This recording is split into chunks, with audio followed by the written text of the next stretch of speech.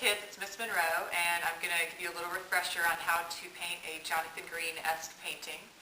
And if you just follow along with me, hopefully you have some paint at home. Maybe you can practice doing your landscape painting. Okay. All right, when you're painting with acrylic, and you're doing a landscape, you always want to paint back to front. So the first thing we're going to do is we're going to mix a little bit of dark blue with some lighter blue. Okay, and we're just going to start sweeping that on. I'm going to mix a little more here.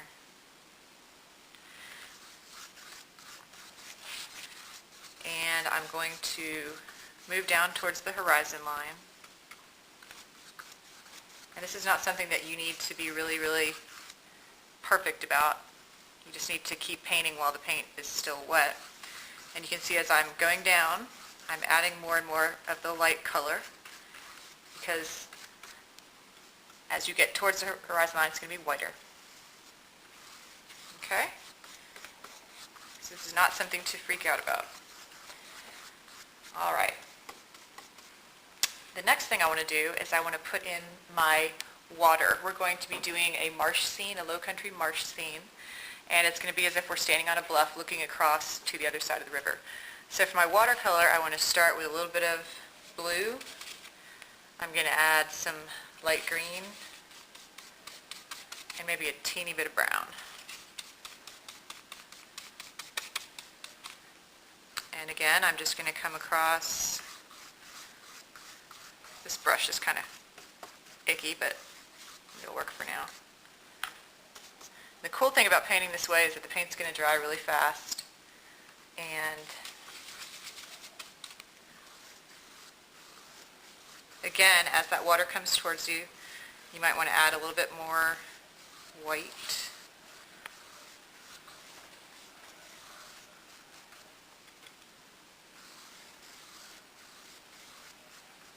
Just to jazz it up a little bit. Okay. All right. The next thing you want to do is put in your grass. And one more time, you're going to start with your darker color and move to the lighter color as you go lower on the page. So I'm going to mix a little dark green and a little yellow. I'm going to come down the page. And as that pulls out towards me, I'm going to start pulling in some more yellow. So if you think about it, this really hasn't taken that long. Y'all need to excuse my dirty hands, but you know that I'm always covered in goo at school. So now I have that coming towards me. All right. Now's the fun part. You never want to make little regular looking puffball clouds. This is a good way to make nice clouds. You take a paper towel, crinkle it up, dip it in some white, and you want to get almost all the paint off. So you just have a little bit. And you're just going to come in, and you're going to sweep in some clouds. It's really important that you don't try to make them look perfect. Need a break? Okay. Because clouds are always changing formations, and towards the horizon line you want to make them smaller and thinner. But there's no real right or wrong way to do it. Okay? All right. Now we're going to add the tree line across the way. And for that, I'm going to mix up some dark green, a little bit of black. Ooh, that's way too much black. Ooh, I'll have to cut that. Dark green, a little bit of black. And I'm going to come in and I just want to create a tree line across the way. And just remember that we're not going for total realism here. We just want to give the illusion that there's a bunch of different trees across the bridge. And you know that trees always have different heights.